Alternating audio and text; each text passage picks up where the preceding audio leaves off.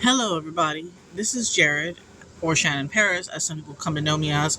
So I'm going to be doing some different content. Sorry. And besides my usual flag content and blogs, I'm going to start doing something that I know a lot of other YouTubers do.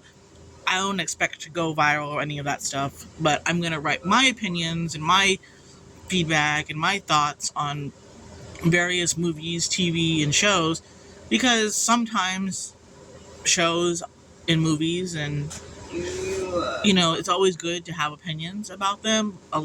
I've been meaning to do reviews and stuff on those things too, but I just haven't I finally figured out how I can do a video and edit and all that stuff.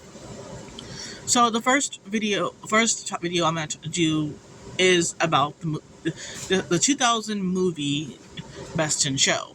Now, why am I doing that movie? Let's that movie is a comedy slash mockumentary.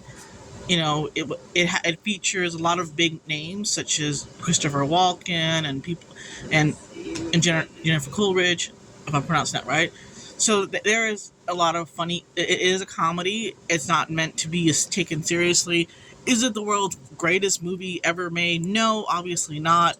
But for it being a comedy mockumentary type thing, I thought it was funny. I thought it was cute. There are moments in the movie where they get where there's some cussing and inappropriate moments, but it's a PG-13 movie.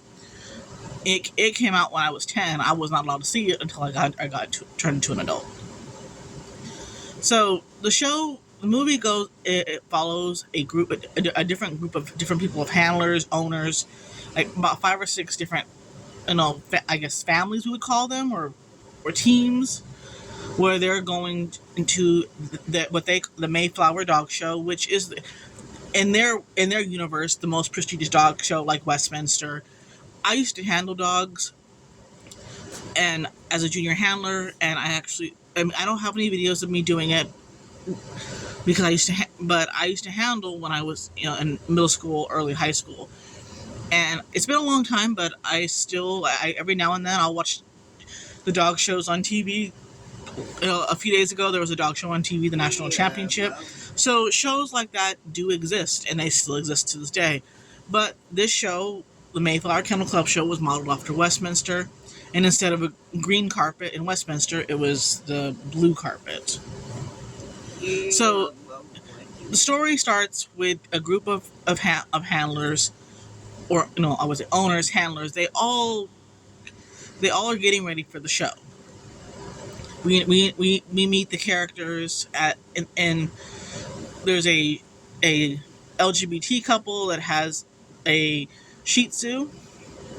There's a guy who lives out in the country. He has bloodhounds, and there's a owner handler team that has a Norwich Terrier. There's a handler and rich rich owner, which Jennifer Coolidge's character has owns the standard poodle. So there's like a list of, and there's like a Weimaraner that has neurotic owners, and the dog doesn't behave because of the owners. So that's what I can remember from the movie. I don't remember the whole movie off the top of my head, but from what I remember,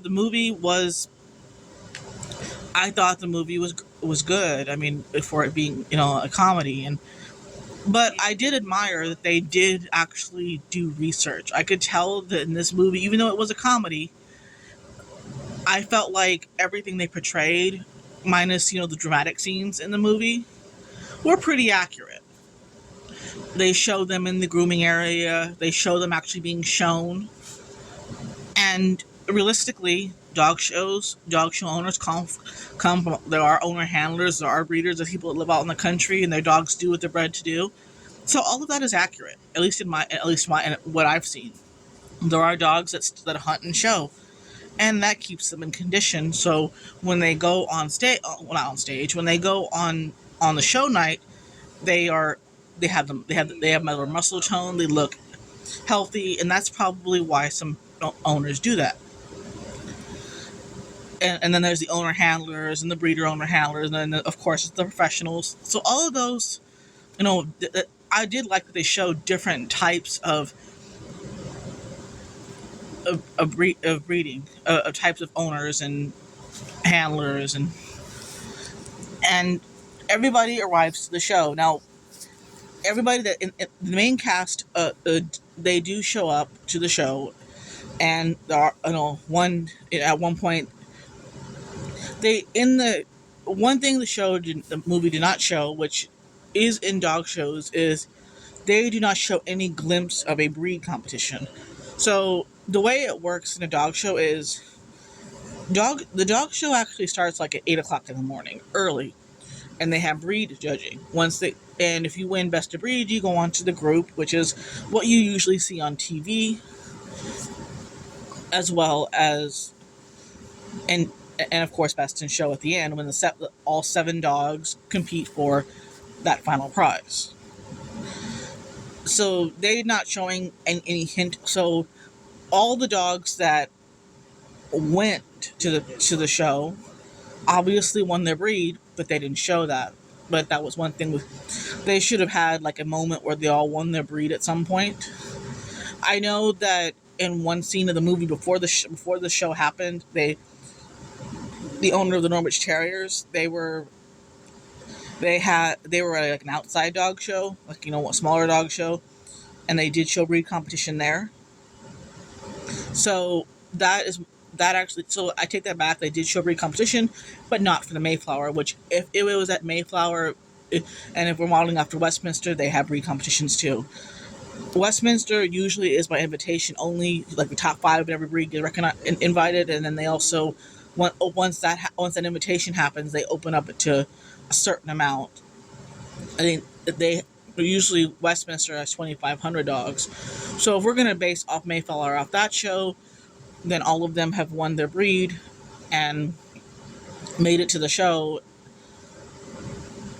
The next thing that they do show these dogs being shown, and I believe that every dog that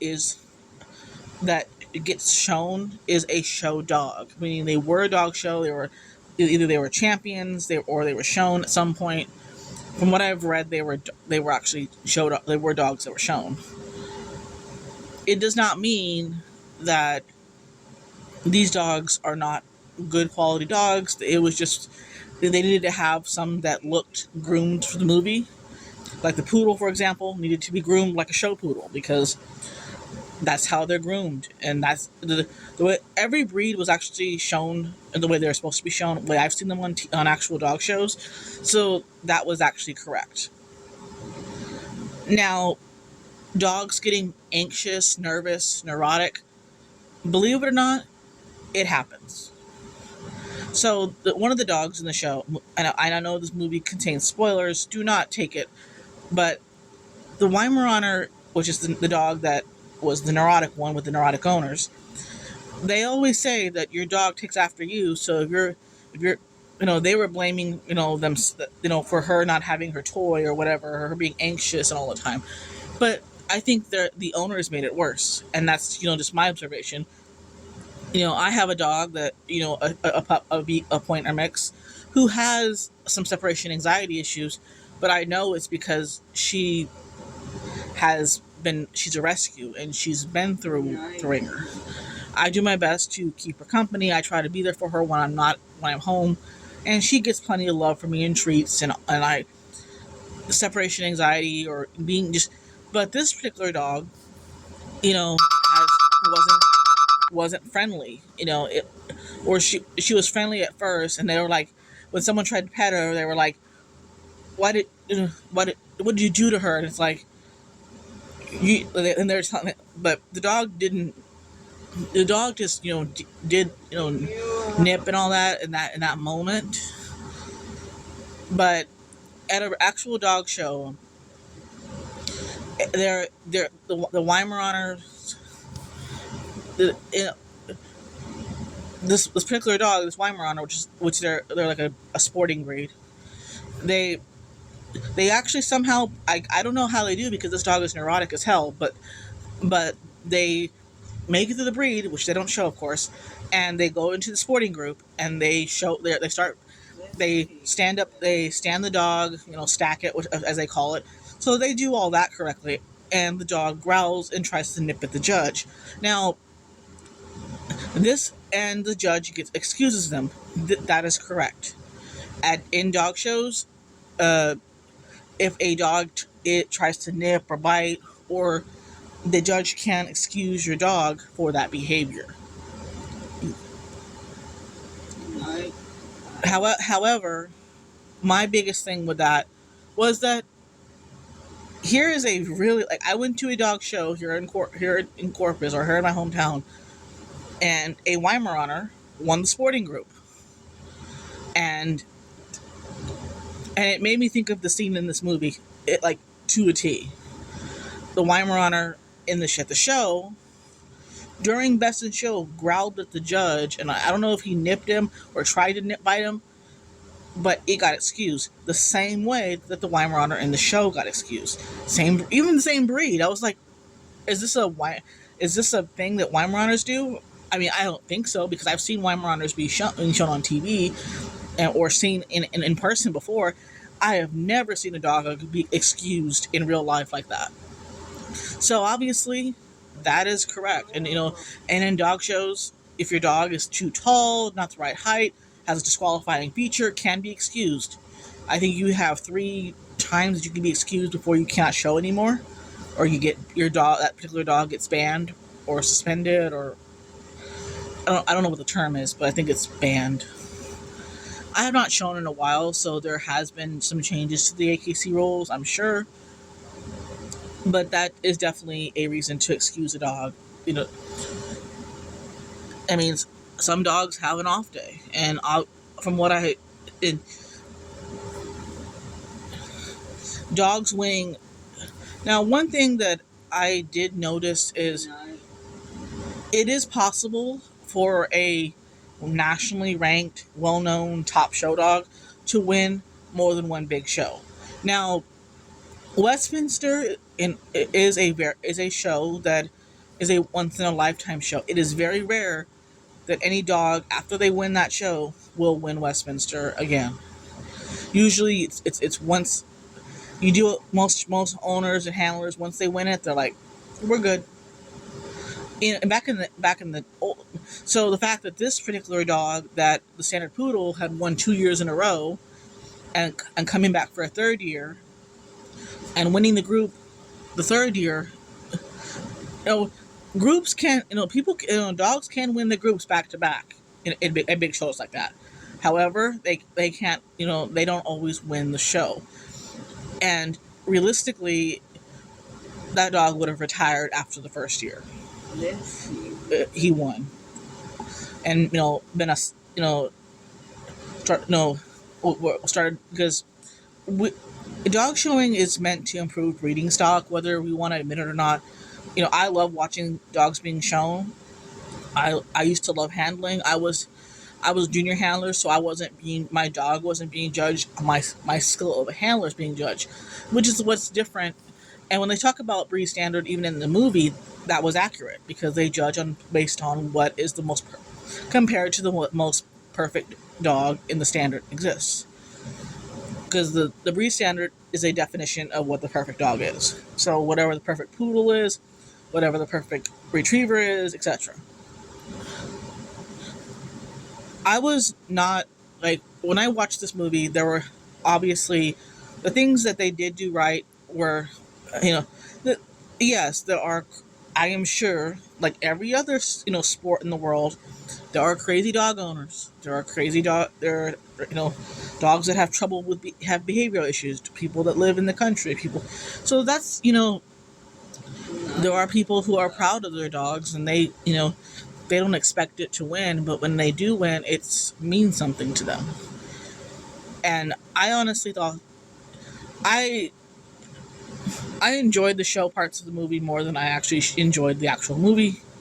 There were moments in this movie where I just felt like this is stupid, this is silly,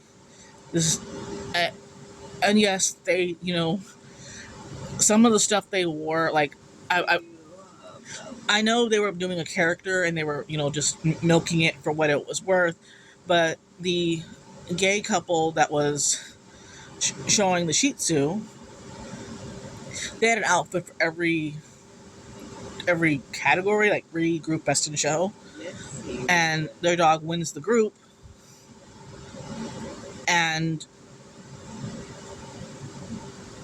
is going to best in show now. And they wore some pretty outlandish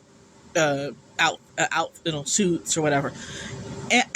In dog shows, it's recommended that if you are, of course, in the big shows, yes, you dress up, but you still have to make your dog your focus. They should not be looking at you. They say the best handler is invisible. They do not do that. I mean, they're realistically the best handler is invisible. You have to handle your dog with. You have to make yourself, look presentable. For example, when I used to handle, I would wear like a suit, like a lady suit, when I was still this is when I was in middle school, high school. I would have wore light. If I had a dark dog, I wore light colors. If I had a light dog, I would have wore dark colors. But because my dog was a black, white, and brown dog, and mostly had a lot of black and white, I wore lighter colors. Also, it was when I would do a lot of these shows, it was hot out, or it was hot. It would get hot when you were moving around and doing stuff. So it is natural for people to realize that was one thing they didn't do right. A lot of the judges, not a lot of judges, a lot of the handlers did follow that rule. It was just that one character that. I mean, I know they were playing a character and they were doing that. They were just milking the moment. But realistically, they would have worn just a simple suit, and next to their beautiful Shih Tzu that they had, and that's. I thought the movie, the dog showing bits were good because they did. The commentary was funny, but that was the whole point. The commentary and the mockumentary stuff, all of that was interesting. They made some, during the judging, they were making inappropriate comments about the dog's balls, and I was like, oh, that doesn't happen on national TV. I mean, I know they were just doing it to be funny, but I didn't really find those jokes funny. But another thing that they did that they got right was a winner. The best in show winner could come from anywhere. So when all 7 dogs, pretty much the entire cast except for the Weimaraner, made it to best in show. Hence the movie, we wouldn't have a. I mean, realistically, that wouldn't happen in real life. But if there was a documentary and all the dogs made best in show, it would be like they almost knew. So the fact that they did cover, they said one of these dogs didn't make it to best in show, but the other 4 or 5, the other 5 dogs did, or 4 of them that made best in show did. The Standard Poodle, the Shih Tzu, the Bloodhound, they all made best in show. The Norwich Terrier, 4 of the 7 that were in the movie as main characters, they made best in show, and in the end, there was a surprise winner. And that happens too in dog shows. You never know who's going to win. Like, there's sometimes when you see a dog and you just know that they stick out. Judges, when it comes down to best in show, it's just how if that dog performs, if they are trying to win, and they're to have that presence, and they have that, when you get to best in show, all the dogs are good. So the judges have to look at everything. They have to look at personality. They have to look at how they, just like any other show dog. Most show dogs, they, love what they do, and they'll please their owner or handler or however. So when they announced the winner, I think there was a huge shock because I know to win a show like Westminster or in this movie, The Mayflower, you are going to be shocked. You're going to be proud of what you've accomplished, and And one thing the movie did mention at the very end was the winner became a local celebrity and became a celebrity because the winner of Westminster gets that too. They travel around all year. They get to, it is pageantry for dogs. They get to meet, go out, they get to be recognized as that winner of the year.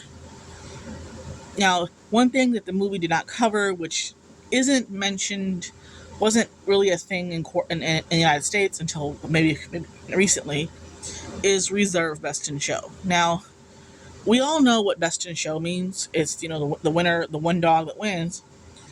And reserve best in show is the dog that the judge felt was the runner-up, basically, to the best in show. They didn't cover that, but at the time in dog shows, when I was watching dog shows in that time frame, they never announced reserve. They only announced the winner. Now they've changed it where it's reserve and best in show. And the best in show, the reason why they have a reserve is kind of the same reason why we have a runner-up in pageants or first alternate. Because if for any reason the best in show winner got disqualified or something happened where they got disqualified, the runner-up would, or the reserve would be the winner. It's kind of, that's how it is in the breed competition too. They have winner's dog and reserve, but that's just,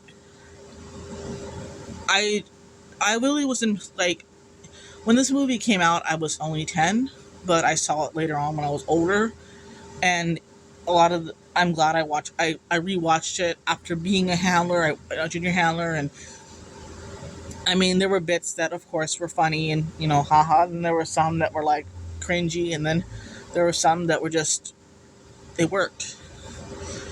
And that's, I think this movie was,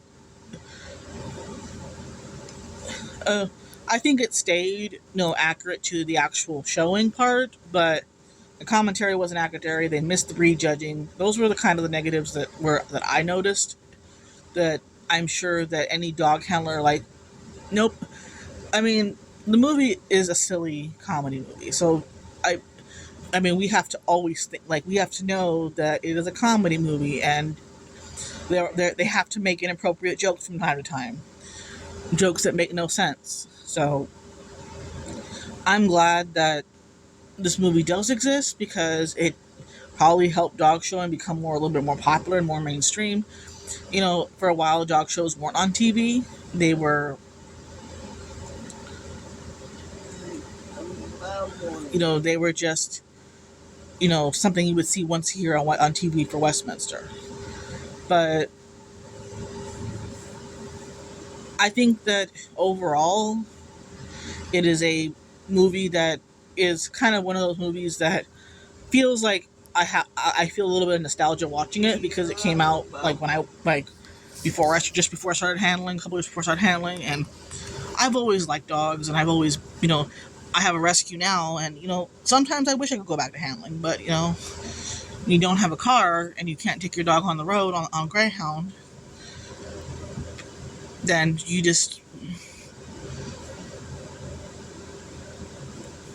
can't just go. I mean, I would love to be able to attend, a show again, but that's obviously not where my path is taking me this time around. But I thought I would tell you what my thoughts on this movie were, and I thought that they did do a lot of things that were, that were accurate, and like I mentioned about the Weimaraner, there was actually a Weimaraner in real life here that I witnessed at a dog show, tried to nip a judge and got disqualified. So that part was completely accurate. When I saw it happen, I was like, this is right here, that scene in that movie. And here we are. I will say that every movie or my thoughts on the movie or my thoughts on stuff, there are a list of movies I still want to do. One of them will be obviously Dear Evan Hansen. Another one I want to do is Not Okay, because those two movies get compared a lot, and I do see similarities, but I'm not going to talk about those right now. This is not the video for that. But we will discuss that later.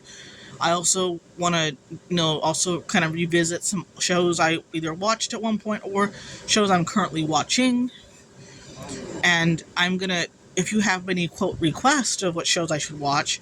Now, right now I don't have Netflix, but I do have Hulu, Disney Plus, HBO Max, and Amazon Prime Video. I did have Netflix at one point, but I don't have it right now.